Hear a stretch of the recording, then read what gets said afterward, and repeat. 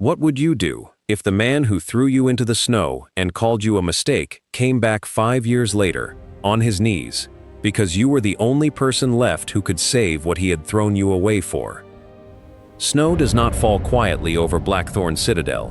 It falls like judgment, thick and gray, burying the same stone paths where a girl once walked barefoot and bleeding, cast out by the man who had sworn to protect her. Tonight the gates groan open again. A woman steps through the storm, and this time she is not stumbling. She is not begging. Behind her walk warriors who answer to no law but hers, and Alpha Roran Thorne stands frozen on the steps of his own hall, because for the first time in 5 winters, his hands are shaking. The Omega he rejected is not the woman he remembers, and she has not come back to forgive him. Nobody in Blackthorn knew where Wren Calder had gone after the guards dragged her through those gates, or whether she had survived the frost line at all. The truth, as it turned out, was stranger than any rumor, and far more dangerous to the people who had thrown her away. She walked into the courtyard the way a queen walks into a room she already owns, in deep blue and gold, her dark hair pulled back from a face that held no softness for him anymore. A dozen warriors flanked her, eyes glowing faintly amber in the dark, and not one soul in that courtyard moved to stop them. Alpha Thorne. Her voice used to shake when she said his name. Now it landed flat, like a verdict already decided. You look older, Wren. You have no right to walk through these gates. I have every right. She glanced up at the frayed banners hanging over the hall. This pack is dying, Roran. I can smell it from the tree line. Weak harvests, thin wolves. A treasury your beta has been quietly emptying for 2 winters. I am not here to hurt you. I am here to collect what was taken from me. Beta Corwin stepped out of the shadows, calm as a man who had rehearsed this exact moment. The exile stands, my lord. Pack law is clear. She cannot. Pack law, Wren said, also grants a rejected mate who survives the frost line unaided the right of return and reckoning before the full council. I did not simply survive, Beta Corwin. I was found. I was trained. I was crowned. Crowned. The word struck the courtyard like a bell. Crowned where? Roran asked, though some part of him already dreaded the answer. The Ember Reaches. She let the name settle, watching recognition ripple through the older warriors, the ones who still remembered old maps of a territory everyone assumed was empty. You banished a broken girl into land. You believed held nothing. It held everything. It was waiting for me, she thought, and the thought gave her none of the comfort she had once imagined it would. I built a throne out of the wreckage you left me in. Roran, do not mistake this for a homecoming. You will be given quarters, Roran said finally, and a hearing before the council at dawn, nothing more.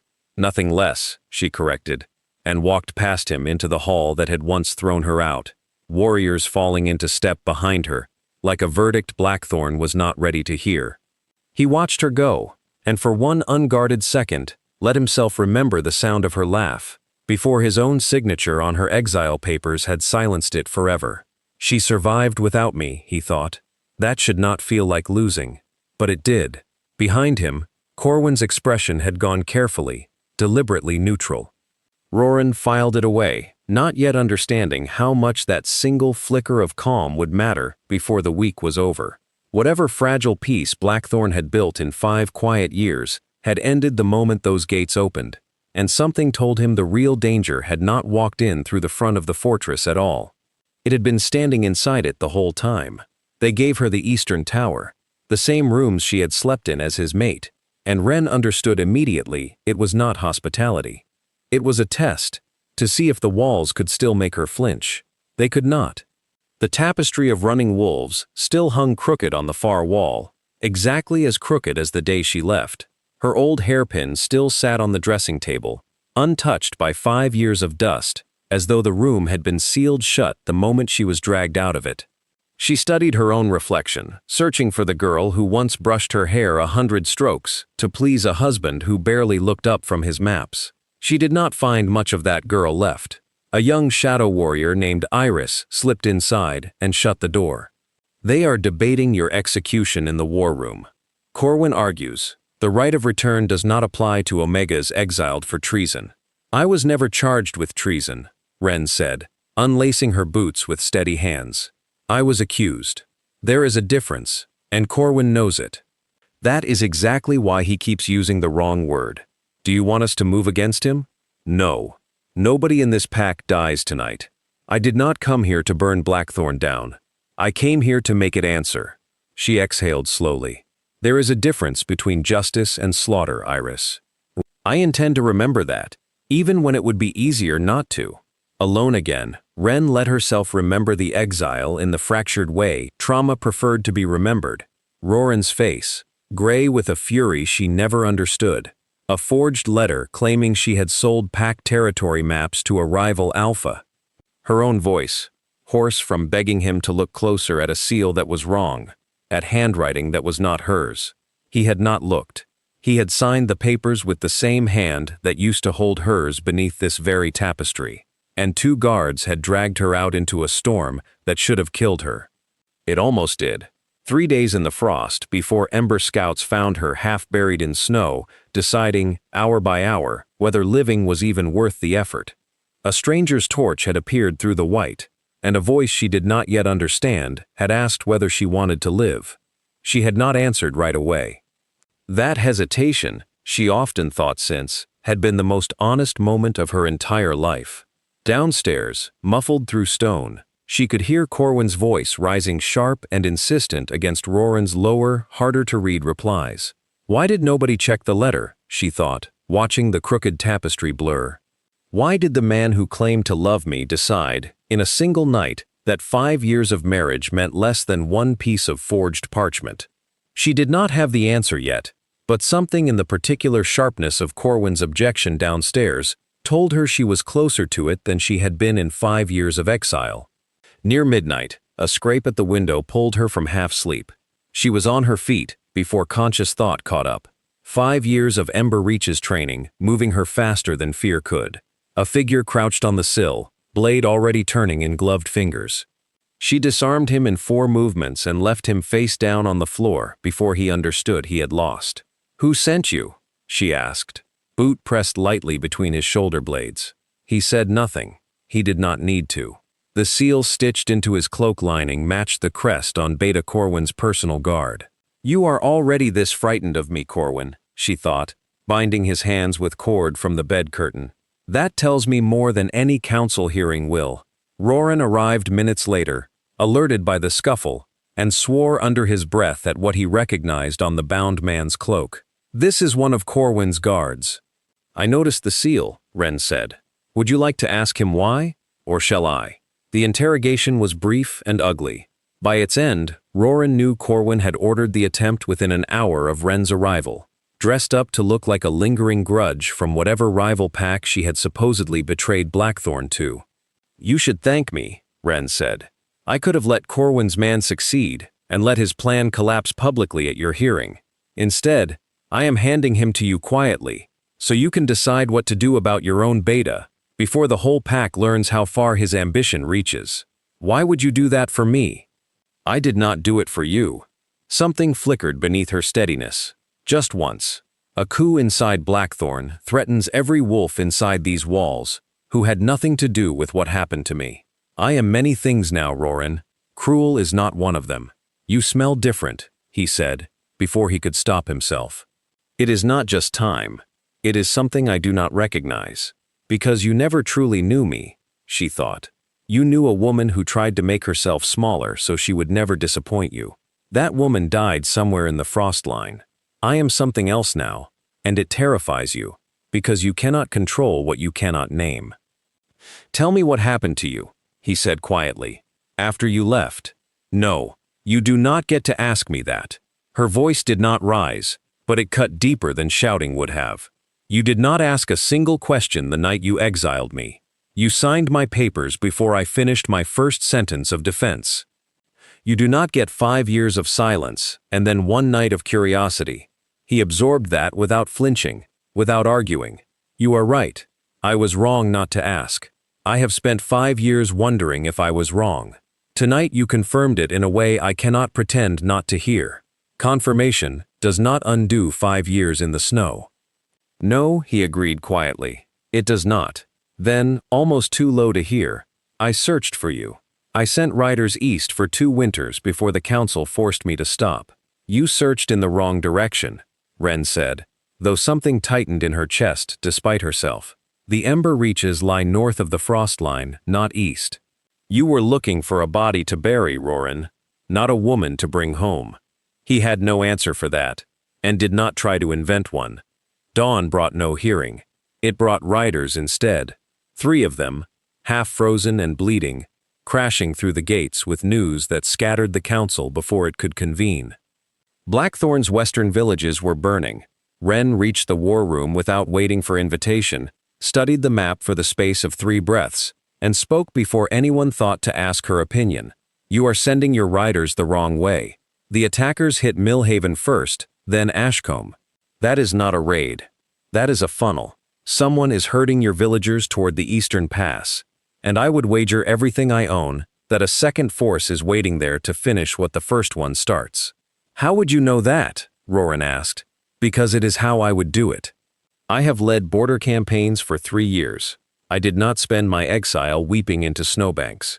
I spent it learning things that would have been useful here, had this pack not thrown me away before I got the chance to use them. And usually pale since his guard's arrest, cleared his throat. My lord, we cannot reroute an entire war party on the word of the only person in this room with actual field command experience, Roran cut in, and something in his voice made Corwin sit back down. Reroute the riders. Eastern Pass. Full formation. We ride within the hour. We ride, Wren repeated. It was not a question. I am not letting you walk into a battle unescorted after someone tried to kill you in your own bedroom. I do not need an escort. I need a horse and clear terrain. You have both. You also have me. His jaw set into a line she remembered from 100 old arguments. This is not a debate. It is exactly like him, she thought, half exasperated, to try commanding me the same way he did 5 years ago, and expect a different result. Fine, but I lead the vanguard. Your riders trust your name. My warriors trust results. Let me show your pack what results look like. He did not argue, and that, more than anything he had said since her return, told her how much Blackthorn had weakened in her absence. They found the second force exactly where she predicted, hidden in frozen pines flanking the pass, waiting to close the trap on fleeing villagers. The skirmish that followed was fast and brutal. Snow churned red within minutes. Wren fought precise and economical, no wasted motion, and caught, from the corner of her eye, a direwolf twice the size of any natural wolf circling toward Roran's unguarded flank. She did not think. She moved, her blade catching its shoulder a half-second before its jaws would have closed on his leg. Behind you, Roran shouted, and she pivoted just in time to catch a rogue's blade on her own. Together, without discussing it, they fell into a rhythm neither of them had used in 5 years, fighting back to back the way they once had, in smaller, safer skirmishes early in their marriage. It should have felt strange. It felt, instead, disturbingly natural. When the valley finally went quiet, Wren crouched over a captured warrior, blade steady at his throat. Who hired you? He spat blood into the snow, then finally choked out an answer. Someone inside Blackthorn. Didn't give a name, only a crest, a raven wrapped in silver thread. That is Corwin's personal sigil, Wren said quietly, straightening. Your beta is not simply ambitious, Roran. He has been working to destroy this pack from the inside, and he has been doing it for longer than one night. An elderly woman from Millhaven pressed both weathered hands around one of Wren's, voice trembling with cold and relief at once. They said you were a traitor. The stories never mentioned you would come back to save us. The stories were wrong about a great many things, Wren said gently. You saved my life, Roran thought, watching her clean her blade in the snow. After what I did to you, you stepped between me and death without a moment's hesitation. I do not understand this woman anymore. I am beginning to think I never truly did. They returned to Blackthorn at sunset, the villages secured, and it should have been a triumph. Instead, it deepened the fracture already spreading through the fortress, because Corwin had spent the day rallying the older elders who preferred the comfortable version of history where Wren alone had been the traitor. She led our warriors into an ambush she claimed to predict, Corwin argued before the council, sweat visible at his temples.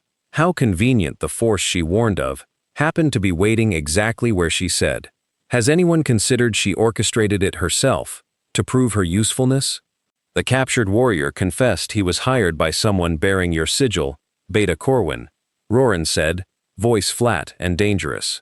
Would you care to explain that, instead of accusing the woman who saved 3 villages and my own life today? Silence spread through the hall like frost across glass. A forgery, Corwin said, composure slipping just slightly. Anyone could claim to have seen my sigil in the chaos of battle. Then you will not object, Wren said, stepping forward, to a full search of your quarters. If you are innocent, the truth costs you nothing. Search his quarters, Roran ordered, and the command landed with 5 years of authority. Corwin had clearly overestimated his ability to erode. While the search proceeded, an elder named Fenwick, one of the few who had voted against Wren's exile and been overruled, approached her quietly. I argued for a proper hearing back then. Nobody listened to an old man's caution. I do not expect forgiveness, my lady. I only wanted you to know that not everyone in this hall failed you willingly. Some failures are quieter than others, Wren said, but they are still failures, Elder Fenwick. The search produced letters, dozens of them, spanning years, detailing a slow campaign to drain the treasury, manufacture evidence, and destabilize Blackthorn from within. And beneath all of it, in a locked drawer, a final letter that made Roran's blood run cold when he read it aloud to the council. It described, in Corwin's own hand, the herbs slipped into Roran's food and wine in the weeks before Wren's exile, herbs designed to cloud judgment and inflame suspicion, until a man would sign away his own mate's future without asking the questions he would otherwise have insisted upon. It was never truly my choice, Roran realized, the letter shaking in his hand. 5 years of believing myself capable of that kind of cruelty toward the woman I loved, engineered from the beginning by a man I trusted with my own council table. You were drugged, Wren said quietly, almost to herself. You did not choose to believe a forged letter over 5 years of marriage. You were made to. That does not undo what happened to you, Roran said. It does not give you back 5 years. No, she agreed. It does not, but it changes what I came here believing. I came here believing you chose cruelty over me. I am no longer certain that is true. And I do not know, she thought, watching Corwin dragged away in chains, whether that changes anything at all, or whether it simply makes the grief harder to carry, now that I cannot even hate you cleanly anymore. The full moon rose 3 nights later, bathing the walls in the deep red glowpack lore called the blood moon. A night when instincts ran closest to the surface, and old wounds ached hardest. Corwin's imprisonment had not ended the threat, it had accelerated it. His allies among the southern rogue packs launched their assault before Blackthorn's depleted forces could prepare, timing it precisely with the moon's disorienting pull. The first alarm came at midnight. By the time Roran and Wren reached the inner keep, the lower gates had already fallen, and shadow wolves, twisted things bred with dark magic Wren recognized from old Ember Reaches records, were pouring through the courtyard. They barred themselves inside the armory, just as a shadow wolf slammed against the door, dust shaking from the rafters. For a moment they were simply 2 people trapped together, breathing hard, blood on both their hands, 5 years of unspoken history pressing in as heavily as the danger outside. I never got to tell you, Roran said, quieter than she had heard him since her return, how much I regretted it. I told myself the herbs made the guilt bearable. The truth is, I should have trusted you regardless of what was in my blood. A better man would have. You were poisoned, Roran. I was still the one holding the pen. Poison does not erase choice entirely. Somewhere underneath it, some part of me let myself believe the worst of you because it was easier than fighting my own counsel for you. I have hated myself for that longer than you know. He is not lying, she thought, studying the grief carved into features she had once known better than her own. This does not undo the frost line, but it is not nothing either. He reached out, slow enough that she could stop him, and brushed a strand of hair from her face. Neither of them moved away. I am not the girl you exiled, she said softly. I know, he said. I would rather stand here, afraid of the woman you became, than comfortable with the woman I let this pack destroy. I forgive the poison, she said finally. I have not yet decided whether I forgive the man who let it work on him. The door shuddered again, wood splintering along one hinge. Whatever we decide about us, Wren said, pulling a blade from the wall, Blackthorn does not survive tonight if we stand here talking instead of fighting. Together, Roran said. It was not quite a question. Together, she agreed. And for the first time since walking through those gates, the word did not feel like a concession. They fought their way up through the lower levels until they reached the courtyard and found the true shape of the knight's treachery waiting. Corwin stood at its center, freed by allies inside the fortress Roran had not known to suspect. A cluster of pack pups held behind him at blade point. Come no closer, Corwin called. I only ever wanted what was best for this pack. Strong leadership, not a broken Omega, elevated to power. Because she survived a winter, you should have made certain would kill her. You drugged your own Alpha, Roran said, fury shaking his voice. You forged the evidence that destroyed my marriage. You have bred monsters and set them loose on children. I have done what was necessary. If that means one Omega suffers, so be it. Wren stepped forward, calm in a way that unsettled him more than any threat could. You are not protecting a bloodline, Corwin. You are protecting your own ambition and dressing it in language noble enough to justify the children you are currently threatening. He does not see it, she thought. Men like him never do. They build elaborate justifications for cruelty and then mistake the architecture for principle. Release the children, Roran said, and I will consider mercy for everything else. Mercy, Corwin laughed, sharp and bitter. You exiled your own mate on a single forged letter. We are not so different, you and I. We are nothing alike, Wren said, her voice cutting through the courtyard. He made a mistake and has spent 5 years living inside the wreckage of it. You built an empire of cruelty on purpose and called it necessary. One of those things a person can grow from. The other simply hardens.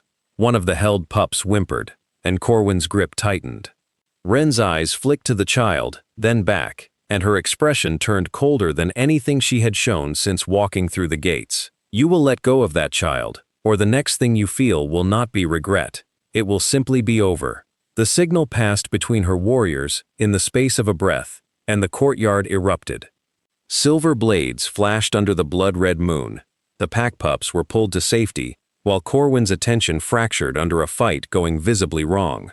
Roran drove forward through the chaos. A deep gash along his forearm he did not stop to acknowledge, because stopping meant more of his people died.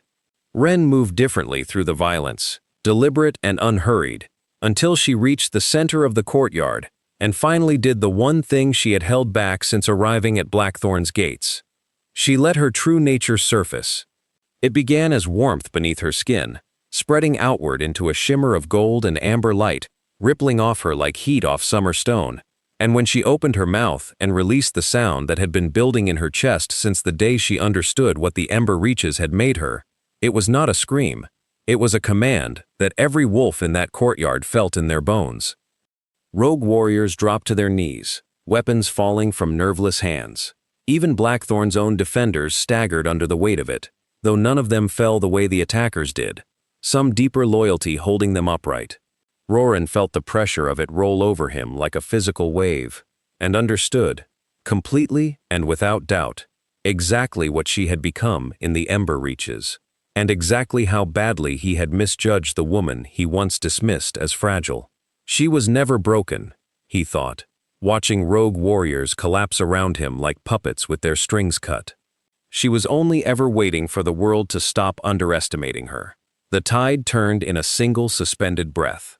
By the time it crested back into motion, Blackthorn's defenders were driving the shattered remains of Corwin's rebellion back through the gates, and Corwin himself, seeing his forces broken, fled toward the high ramparts with Roran close behind. The duel on the ramparts was brutal, Roran already weakened from his wound, Corwin fighting with the desperate strength of a man who understood he had nothing left to lose either way. Corwin found an opening Roran was too exhausted to close, driving him back against the low stone wall, blade rising for a strike that would have ended the fight, and his life, in the same motion. Wren reached the top just as the blade began its descent. There was no time for a warning. She crossed the distance faster than any natural wolf should move, and drove an ancient silver blade cleanly through Corwin's shoulder, knocking his strike wide and sending him stumbling against the wall he had meant to pin Roran to. Corwin looked at the blade in his shoulder, then at her, something almost like relief crossing his face, the exhausted relief of a man finally caught after running too long. You could have let him die. You would have had this pack without a fight. Everything you wanted. I did not come here for a throne, Wren said, lowering him gently against the wall as her warriors arrived to bind his wounds. I came here for the truth, and I have it now. That is worth more to me than watching a man I once loved die for the sins of a poison he did not choose to drink. Why? Corwin rasped, genuinely bewildered even in defeat. Why spare either of us, after what this pack allowed to happen to you? Because cruelty, answered with more cruelty, only ever produces more of it, Wren said. You proved that yourself, more thoroughly than any lecture could. I intend to prove the opposite is also true, even if it takes the rest of my life to do it. Roran, still catching his breath against the rampart's wall, looked up at her with an expression she had not seen on his face since the earliest days of their marriage. You saved my life. Again. Do not make a habit of requiring it, she said, something in her voice loosening, just slightly, the iron control she had carried since walking through the gates. Even a queen tires eventually. He reached for her hand, slowly, giving her every chance to pull away. She did not. I do not know what I am to you now, he said quietly. I do not expect 5 years to undo itself in a single week. But I am asking, if you will let me, for the chance to become someone worth forgiving properly.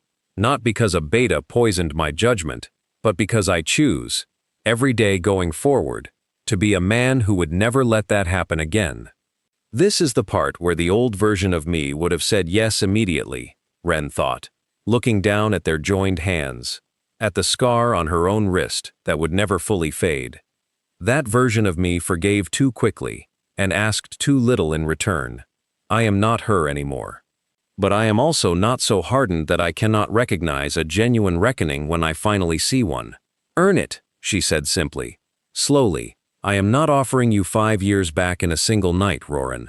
I am offering you the chance to build something new, brick by honest brick, the way Corwin built his cruelty, except this time, build something worth keeping.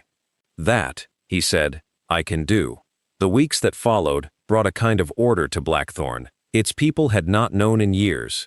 Corwin's remaining allies among the elders were stripped of rank and exiled to the Frostline, the same wilderness that had once nearly claimed Wren's own life, a symmetry the council noted with grim satisfaction. The treasury was restored under the joint oversight of Blackthorn and Ember advisors, a partnership neither pack had ever attempted before. Elder Fenwick was given charge of drafting new council protocols requiring 3 independent witnesses before any exile could be enacted, a reform the younger elders adopted without a single dissenting voice. Wren was recognized before the full council, not merely as a returned Omega granted mercy, but as the sovereign ruler of the Ember Reaches, and rightful co-authority over the newly unified territories the two packs now shared. She stood in the courtyard where she had once been dragged out in chains, and found the space no longer held the same weight. It was simply stone now, a place where history had happened, neither forgiven nor forgotten, but finally, understood. Roran stood beside her, not in front of her, not behind her, a positioning she noted and appreciated more than she said aloud. Any regrets? He asked, watching new banners being raised above the hall, stitched with both wolf and ember thread, a symbol neither pack had worn before. Many, she said honestly, but not the ones you might expect. I do not regret the Frostline, because it made me capable of standing here, as something other than a victim. What I regret is that it took nearly losing everything for this pack to learn a lesson it should have understood from the beginning. Which lesson? That strength does not announce itself the way cruelty does. She looked at him, steady and unflinching. Corwin was loud about his ambition. I was quiet about my survival. This pack mistook volume for value, and nearly destroyed itself because of it. Do not make that mistake again, Roran. with me or with anyone else who walks through these gates smaller than they appear. I will not, he said. I promise you that, every day, for as long as you allow me the chance to prove it. She looked out over the rebuilding walls and the pack pups playing near gates, where shadow wolves had once torn through the night. I came here for reckoning, she thought, not for romance. But perhaps the two were never as separate as I needed them to be. Perhaps justice and healing can share the same roof, if both people inside it are finally honest enough to deserve it. Walk with me, she said, and it was not a command this time, nor a test. It was simply an offer, extended to a man who now understood, with the clarity only true loss can teach, precisely what it would take to become worthy of getting it back. He took her offered hand, and together they walked through a courtyard finally free of ghosts, toward a dawn that neither of them, 5 winters ago, would have believed they were capable of reaching. The story of the rejected Omega does not end with vengeance alone, or with romance alone, but with something harder and more valuable than either. A pack rebuilt on truth instead of convenient silence, and 2 people who learned, at great cost, that real strength lies not in never breaking, but in what a person chooses to build once the pieces are finally back in their own hands. If you made it this far, you already know why she never should have been underestimated. Subscribe if you want more stories like this one, and tell me in the comments where you're watching from.